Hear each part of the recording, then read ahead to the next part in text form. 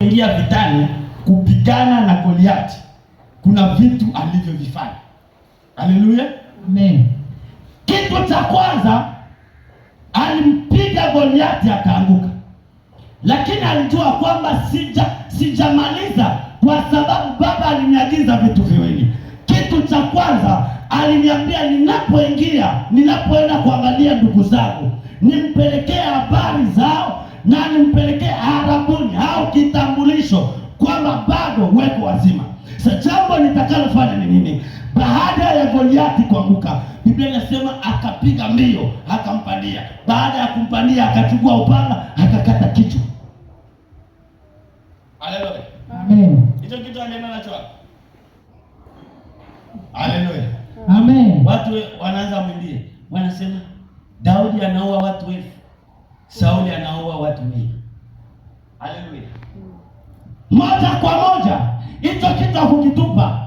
Hicho kitu alienda nacho hadi kwa mfalme Sauli. Nataka niongee hivi, ili uwe kichwa lazima ukate kichwa kingine, maana vichwa viwili haviwezi tawala mahali pamoja. Kuanzia dakika ya leo, kwa tarehe ya leo, kila kichwa kilichosimamia maisha yako kwa jioni ya leo kiko na katika kwa jina la Yesu.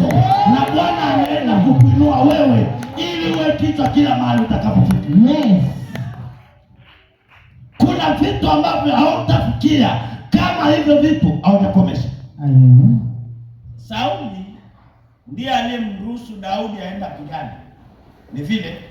Lakini cha ajabu, Sauli anamuita Abneri, jemadari wa jeshi lake, anamuuliza huyu ni mtoto wa nani? Kwa nini akuuliza jina lake nani? Ina maana kwamba hiyo wakati pressure ya mfalme Sauli alikuwa tayari amemsahau. Haleluya, amen. Amemsahau. Unajua kuna wakati mwingine Mungu anapokutendea, maadui wanapokuona kwa namna walivyotazamia uwe, wanakamatikaka na pressure hadi wamekusahau. Ni yule ambaye tuliyemloga jana, ni yule tuliyemfunga, ni yule ambaye tulitaka awe katika maisha ya kilio, maisha ya machozi, maisha ya kuzara. Ni yule ambaye sisi tuliyemweka katika majivu ili asinanuke. Ni yule ambaye sisi tulitaka siku zote ategemee msaada kwetu. Akauliza, huyu ni mtoto wa nani? Akasema, huyu ni mtoto wa Yesu. Haleluya, amen. Mbethlehemu. Hawakutafuta jina ya Daudi, walitafuta jina ya baba yake. Elewa hivi, kuna mahali utafika jina lako halina kazi, lakini jina la baba yako wa kiroho linahitajika pale. Kuna maombi mengine Mungu hawezi kukusikia kwa sababu naomba, lakini Mungu atakusikia kwa sababu jina la baba yako wa kiroho inasindikiza ile maombi. Amen. Leo nikwambie kitu. Hii kitu nasikia watu wengi wanasema Elia aliomba na ujulikane Mungu wangu leo. Hawajasoma vizuri hapo. Haleluya. Elia alisema hivi, Mungu wa Abrahamu, Mungu wa Isaka, Mungu wa Yakobo, na ujulikane leo. Haleluya. Ni maneno matatu aliongea. Anasema Mungu wa Abrahamu, Mungu wa Isaka, Mungu wa Yakobo, na ujulikane leo. Biblia inasema moto ukashuka. Kwa nini ushuke? Mungu hakufanya agano na Elia. Wapi Biblia inasema Mungu alifanya agano na Elia? Hakuna. Haleluya. Yaani Elia ile siku angejikoroga, angeomba Mungu wa Elia ujulikane leo, moto usingeshuka. Na ukielewa hata katika mlima Karmeli, wakati mfalme Uzia anatuma wale 50, Biblia inasema nini?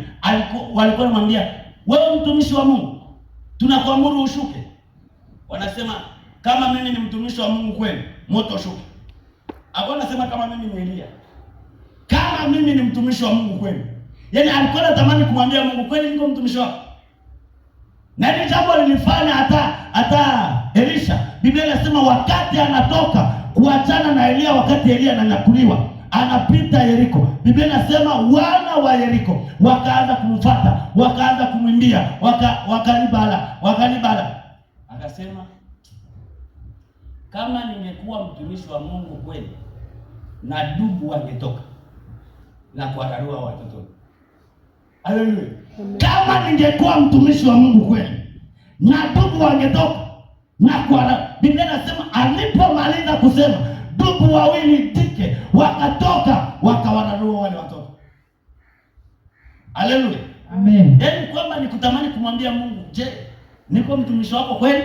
Hapana. Unajua kuna wakati fulani unaofikia mpaka unajiswali, ni Mungu aliniita ama